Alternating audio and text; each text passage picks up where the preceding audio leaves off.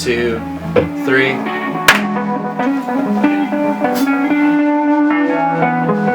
This one starts in a similar way. Mm-hmm. Yeah. Alright, so this is Music and Coffee with Chelsea Beth, featuring Hermit Commune and Crank and Brew, Coffee Pale Ale by Snowbank Brewing. This is good beer. You like it? Yeah. This is my first time drinking it too. It's really good. Taste the coffee for sure. Yeah, hopefully not super caffeinated since it's like 8 o'clock on a Monday night. We'll find out in a couple hours. Yeah. Yeah, definitely. So, Hermit Commune, just kind of curious to hear from you all what the story of your band is. Like, how did you all get together? Kind of take us back in time. Yeah. It's been a long time. The three of us lived together. Yeah. For a few years, I guess. Just a few blocks away from here. Yeah. And then we found Max. And he lived down the street from us.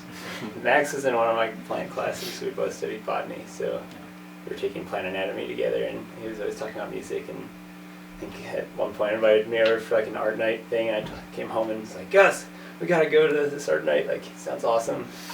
And yeah, so that's how we got to get to know Max. So. And it was perfect because like Gerald plays the guitar and Adam plays the bass, and I play the guitar as well at that time, but we like didn't have a drummer. And then as soon as we met Max was also roommates with Hans, who has moved away, but like was a critical part of the band when it first started. Right. So it was a blast. We would just walk down like a couple blocks and have band practice at either of our houses. It was awesome. So you were kind of like the result of the proximity law. Yeah. Just like a neighborhood band. 7 degrees of separation. I would just like come over and be like, can Hans play? So there's some like, it sounds like there's some nostalgia there. It is nostalgic. Yeah. Because even before all that, Adam and I lived together before Gerald moved to Colorado and played music, and then just so many good times playing music with all these guys. Yeah. It's sweet. Does life feel a lot different now, or Yeah. Yes. in what way? I'm 26. How old were you when the band started? 21. 21. 21. Or I was 20, 19. Yeah. Adam lives in Denver. I'm married. Gerald's moving to Boston. I'm still here. Max Hans lives in Korea. Hans lives in Korea. Yeah. So, what about your sound as a band? How has that evolved over time? You've been playing together for a long time. Yeah. I remember it was tough at first because it like seemed like we all like had really different music backgrounds initially. Like Adam was really good at jazz bass and like jazz and funk kind of stuff, and Gus was like playing more like acoustic type. Yeah, like singer-songwriter. Yeah. And like I hadn't written a lot of music at that point. I was mostly just like loved like trying to learn like old blues songs and stuff like that, and so felt like those like backgrounds kind of clashed initially. It took us a while, but I think just living together, like we were forced to do it, and we all liked playing together so much that like we just like wanted to find a way to make it work. So eventually it just like kind of created I don't know, kind of a unique sound, I guess, if you kind of hear like those backgrounds for sure. And Max and Hans, of course, added like a whole nother element too. But yeah, I remember in the beginning, like just the three of us when we started, it was like it's tough to kind of get going. But I think adding Max and Hans helped a lot because that kind of like gave us some momentum in like in a direction instead of like us all just like, oh, let's put like all our things together and see how it sounds. So sort of like there wasn't a whole lot of direction in the beginning. Maybe things felt kind of like just it was fun. Yeah, there's still not a lot of direction. But that's like I would say that's our thing is like songs that sound different or like that's I don't know. I always thought that was I was trying to grow that just like oh yeah this song sounds different than everything that we've done before. Let's like explore that. I don't know. Yeah, who needs a sound?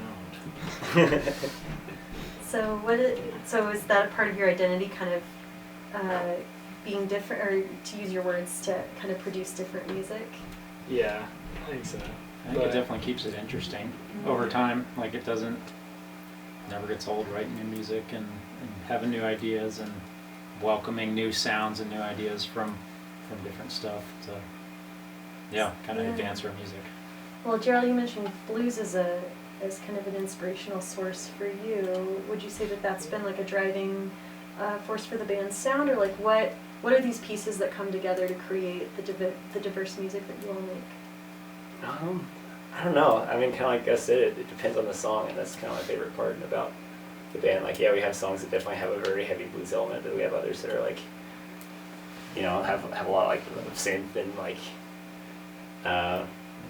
Take Impala, Yeah. like the Beatles, yeah. So yeah, I don't think there's like always a certain blend of a few certain things in every song. Like I think it really like varies a lot. How do you all create a cohesive whole out of all these different parts? Like, what is that process like? Still trying. I don't know. I think that's the part that's matured the most over time. Yeah. Being able to take a weird idea and actually make it into Like build on it. something. Yeah. Yeah. It sometimes just feels like we're never going to turn it into something at the start, or it doesn't sound great because of all of our different sounds, but then we're able to kind of morph it into a Hermit Commune song. Like realizing that like you're gonna make like decisions about how you want to shape the song rather than just like every idea that arises. Like, okay, like how do we incorporate that? How do we incorporate that? How do we like yeah, kind of learning to like let things go. Yeah. Let songs die. That's clutch. That took. Wait, that can you took tell some me more time. about that? Tell me more about letting songs die. That sounds both dramatic. Well, it's and hard important. because, like, you know, if someone has an idea, everyone gets excited about it, and you're like, oh yeah, that'll work perfectly after this part, and you get all excited about it, and then you come back the next practice, and you're like, I don't know, does it sound right? But that's like normal and healthy, or like that's part of our process, and sometimes we can like work through and figure out how to incorporate like a new idea, but not always. I don't know. You need to phone a friend. Yeah. When is a time that we've let a song die? I'm trying to like. Green Dreams. Yeah. We have a song called Green Dreams that Gus wrote when he went to go visit Gerald in Utah. Gerald's parents. Wasn't involved. And around that time, I had like a riff idea, and we found a way in the beginning to make them work. But even with the two of them together, it was fun to play, but still we could tell something was missing, and we needed to take it to the next level. And ultimately, we had to make the decision to let one part go, let it die, and then move on. We've also had songs before, like Riverstone, Spider Bride. Just these songs that were Amazing. Six Stones. yeah, Six Stones, yeah. Six Stones, Riverstone, Yeah. and Spider Bride. Yeah, they were just songs that we performed in sort of our performance circuit a bunch of times, and every time we brought them to practice, there was any new development, and I think that's something that that's what we get turned on about our practices, is that there's always some sort of new development, no matter how small, and then we can incorporate that either into the recording world or the performance world. And if a song doesn't sort of do that, it just almost always passes away. It's a chopping block. Yeah. Is there, I don't know, I think it's hard, I don't know, I guess I'm just extrapolating from like my own songwriting experience, but I feel like it's hard not to get attached to an idea. So I'm curious about the emotional process behind letting something go, or if there's any difficulty with that process for you all. It is hard, like,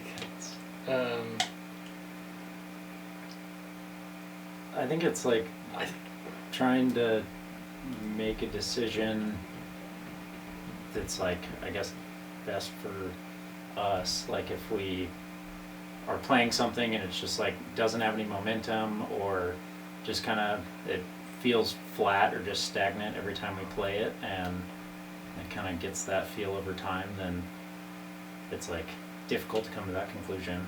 I don't think we've ever had like a hard cut where we've like, well, we're just done with this song. Like it's always slowly over time we're like, maybe it's not put it on the working. set, Yeah, like, let's yeah. not play the set. Yeah. yeah. And like we're kind of like an old band who's been playing for like I don't know, 4 years or something, and our band's been like bottlenecked several times. And by What do you mean by that that? I mean like we'll like get all into being a band and play a show, and then just like not practice for like 3 months. So then when we come back together, we have to like learn everything again. And That show motivation. Yeah, I get that. and that's so like a hard. real natural time for a song Yeah. to die. It's just like when you're like, fuck, that one was really hard to play, like, or like I don't know, like yeah, that's when you know when you should kill it. It's just like I don't want to learn it again. It's not worth it. That recording too, like Yeah. 'cause, like we've been trying to record everything on our own, so like deciding. I mean, that's just a lot of time. So like you just kind of naturally like rank your songs, like oh like this is the song we want to record, this is the song we want, and like so that kind of like naturally weeds things up too, because like you're just prioritizing what you can get down, I guess. So it's like kind of, I'm hearing don't force it.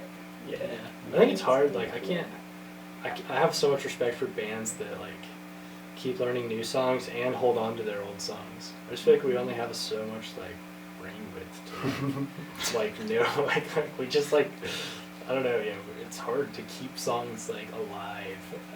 So what do you feel like does keep the songs that you all end up playing alive? Like what is it about those songs that makes them, you know, in that category?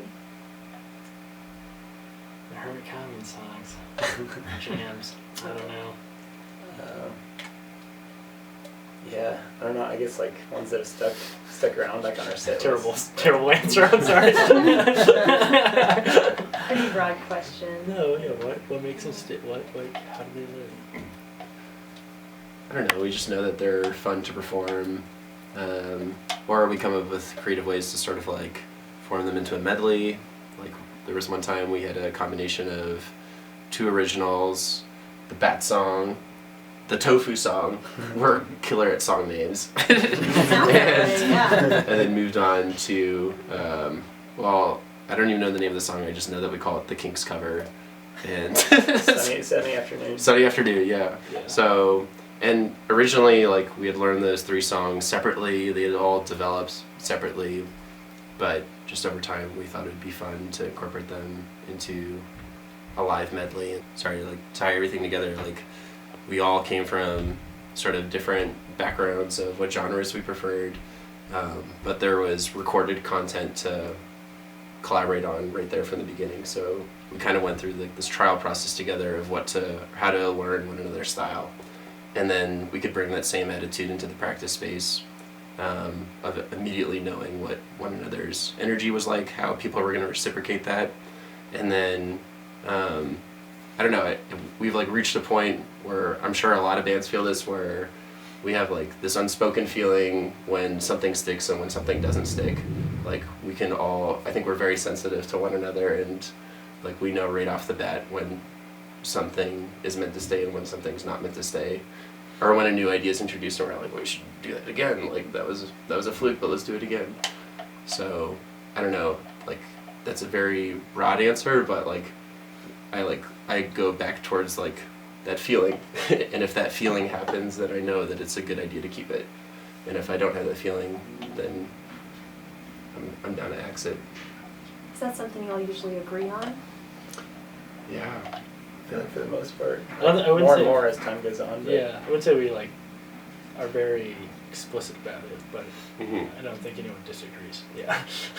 Which I think is a really unique, special thing.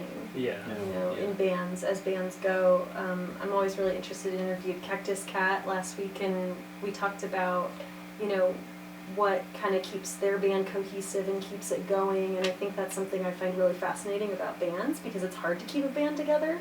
I think it's harder to keep a band together than to not keep a band together. And you all have gone through, you know, I think it's really remarkable. You all have gone through such an evolution together, you know, and even with your individual lives changing, this project that you have has stayed intact and still creates meaning for all of you. And I don't think that goes without recognizing some effort, you know, and intentionality there. So I guess I'm a little more curious if you all have anything to say about that. Well, yeah, I don't know. You know, you were about to say something. I heard you inhaled. Sorry. I don't know. I think it goes a long way that we just like get along really well outside of practicing, and we're able to just hang out and have a good time outside of practice, and just enjoy being around each other. And then I think when we practice, we've been able to find like a connection, even though we come from different backgrounds, different styles. We've been able to find a connection, and a lot of that I would contribute to just like jamming and just doing like completely unstructured whatever. Like we just start playing together, and we like find that like feeling of what it feels like when we do like play something really cool and play something together and have like neat ideas, and sort of gets us excited about something, and then we can sort of build on that feeling, and we just like Like get that's along really well. intrinsically motivating. Yeah. So not just each other, but you're also connected to the music that you create. Totally. Yeah. Love the music. It's cool. And this interview is kind of bittersweet because Gerald's moving soon. Yeah. How are you feeling? Is it okay to? Sad. I don't know. I mean, yeah, I'm excited for what's bringing me to Boston, but yeah, this is like, a difference in Tell Makes a lot.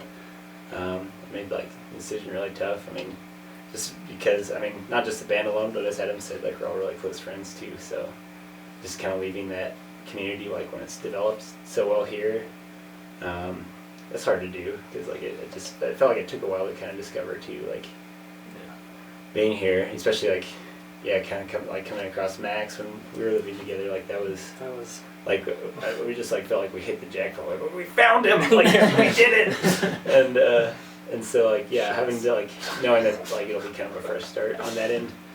It'll be tough personally, but I don't know. We're also like getting the hang of like some like recording and online collaboration stuff. So I think I would love to try and make it continue, and whatever that looks like, whether it's just bouncing tracks back and forth across each other. But yeah, it's tough. Yeah, I'll be bummed. I'll be back as often as I can be. But We're just so stoked for Gerald. Mm-hmm. He's got a good reason to move, and yeah, man, he's gonna do good things in the running world. It's tight. Who gets to just run for a job? It's crazy. He already was doing that, and now they're pay him to do it. Well, with everything you all have been through in your lives since you've been playing together, it seems like this distance is just going to be another hurdle to jump or run over, and it Nice. sounds like you'll continue to connect with each other in some way and maintain that connection. yeah, I'm sure. Oh yeah. We'll Find a way. FaceTime him into practice. Yeah. Make it work. Clone him. Yeah. No one can take our band. Yeah. You can't take our band. No one can't take our band. Or the Green Man, right? We haven't talked about the Green Man at all. I feel like that's at least worth mentioning. Yeah. Yeah, you have a mascot for your band. Yeah, it We became a should've brought mascot. it. Yeah, we didn't bring it. I was thinking about that. I meant to ask you all to bring. But He's yeah, out running so the streets. that's interesting. Can you really quickly talk about the story behind the Green Man? Is that possible? Yeah, it's Gus. Gus made the Green Man when we were going up to solar eclipse up in That's Wayland. right. Yeah. Yeah. I was in the back of Suction's car and I drew it on a piece of paper. I don't know. I drew a bunch of stupid stuff, and You were really stoked. You like met at a gas station. You were like, I found it. Yeah. We had a show scheduled for like my favorite band.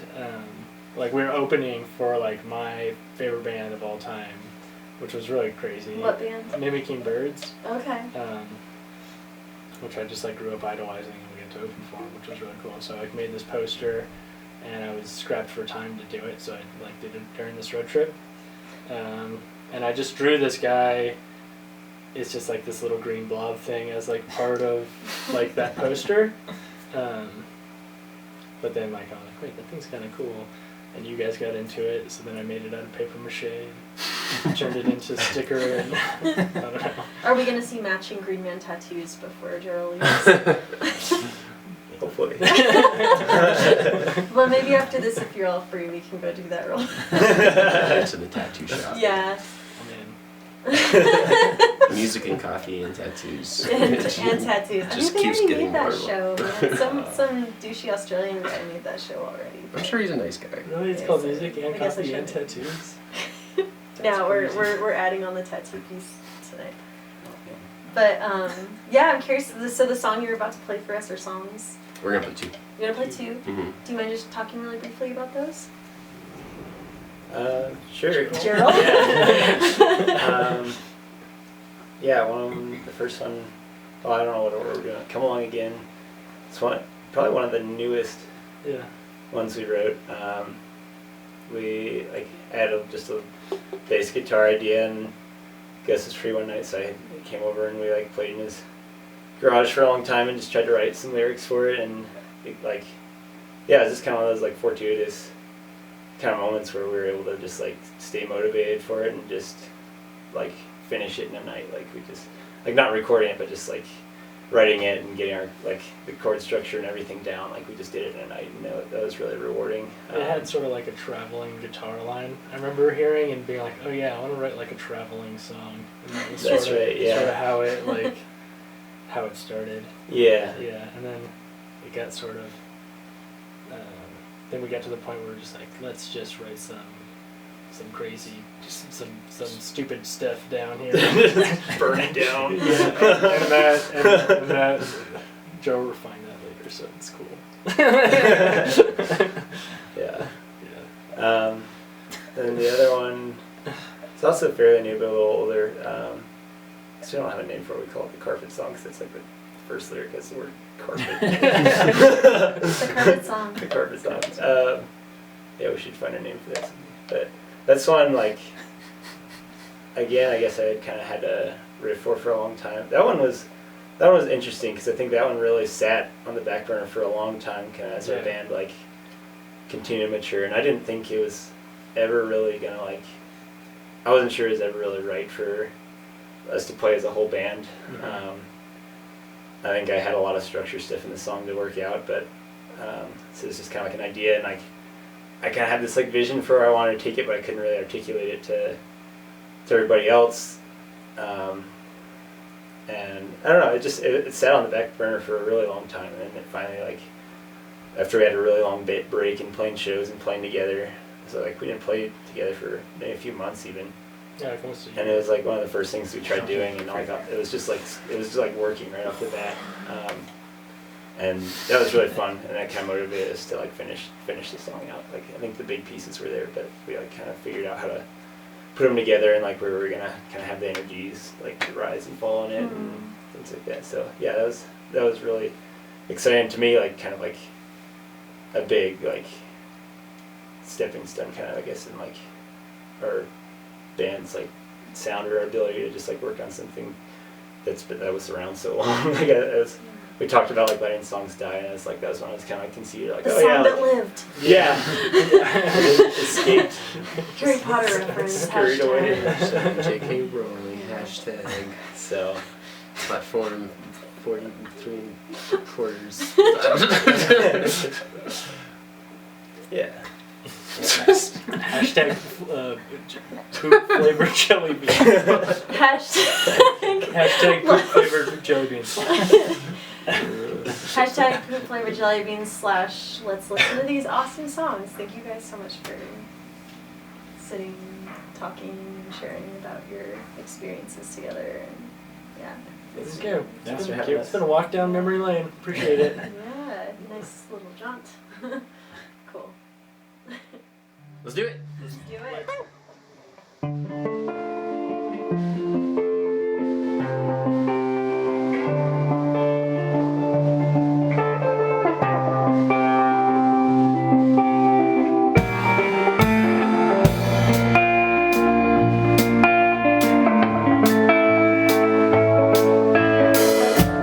I've been on the road, shooting the breeze. Won't you come along?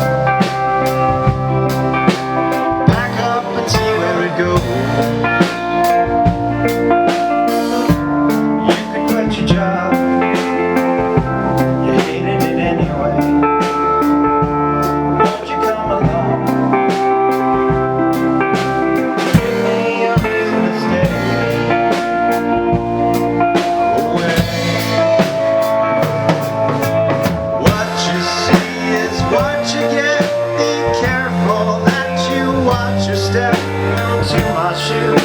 They'll get my blues. I'm moving. Stuck inside all my own supply of apple pie. To satisfy your rattled mind. I'll do it. The awesome time, but I am a sentimental. Give the wheel a turn. You know that I love to learn.